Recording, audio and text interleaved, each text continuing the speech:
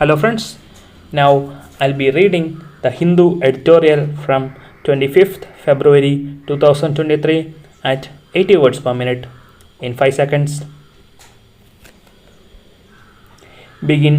Some months ago, a die-hard liberal communist yearned for the return of the days that he had spent at a residential school in the Himalayan foothills where children from different religions celebrated all festivals with the same ebullience and never bothered about anyone's religion.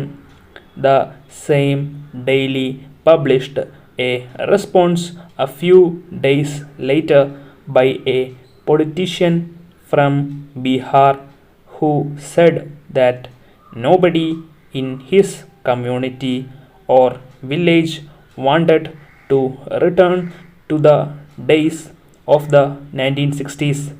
The OBCs, Dalits, and tribespeople of India had come a long way, the writer pointed out, and wondered how many of the students in the school in question came from these subaltern sections of Indian society. Then critics of Hindutva nationalism often suggest that a return to Nehru is what India needs, since the Congress party is considered to be the vehicle of a Nehruvian consensus.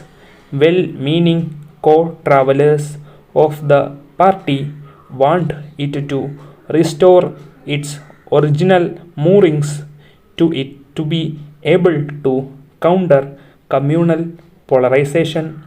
But before attempting to bring back the Nehruvian order, its proponents should ponder over why it crumbled to begin with. The current strength of the Bharatiya Janata Party in the Hindi heartland, the battleground of the Hindutva and Congress version of Indian nationalism, is rooted in the significant expansion among the OBCs, Dalits, and tribespeople of the Hindutva ideology, which was languishing as an upper caste fantasy for several decades. The upper castes were the early investors in the Hindutva startup, which became an electoral juggernaut only once it became a mass movement. The Ayodhya movement, first and then under Narendra Modi, as what can be termed Hindutva 2.0, unified conflicting caste and economic interests and ideas. Those tensions continue to simmer, but the subalterns have found a new sense of empowerment and upward mobility in the tidal wave of Hindutva.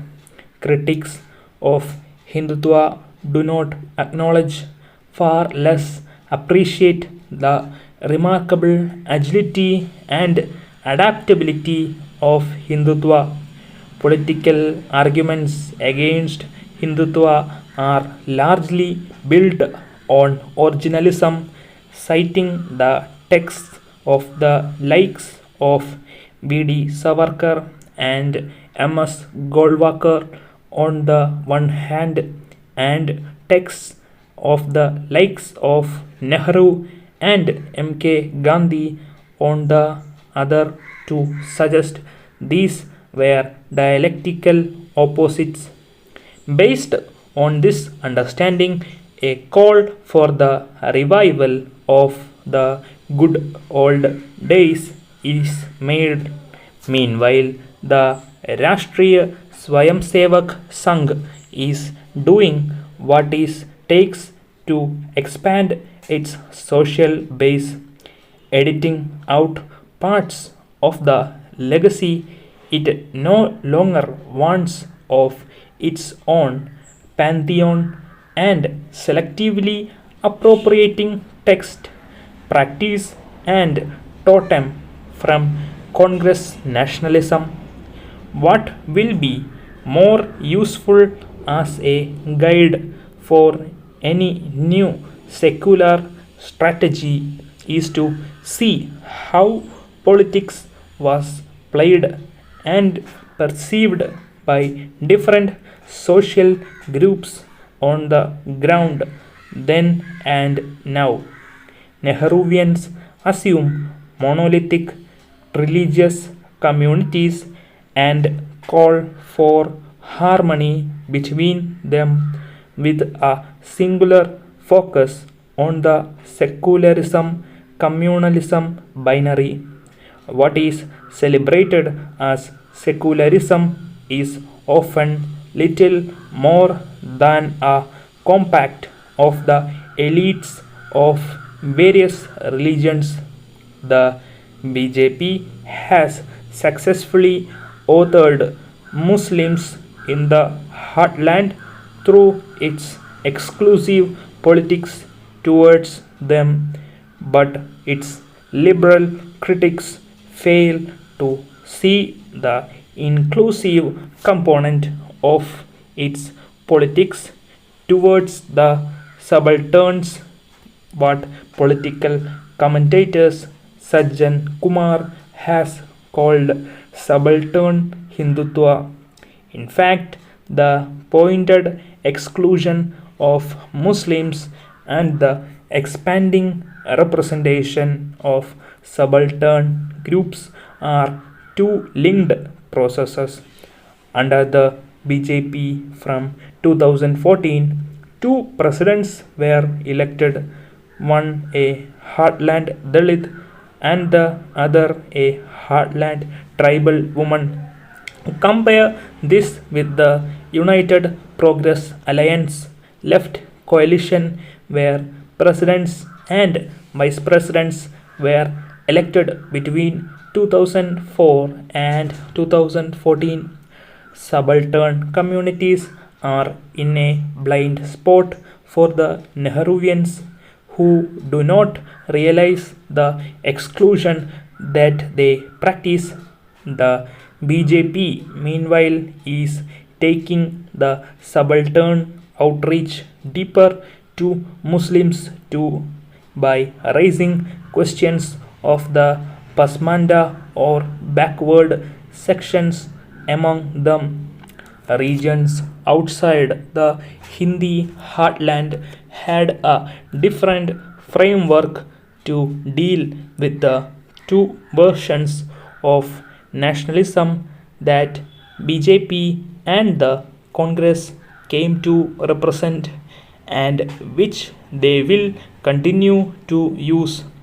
The idea of secularism is irrelevant in the context of the relationship between regional interest groups and national parties. We do not see any regional party clamoring for the return of the Nehruvian order.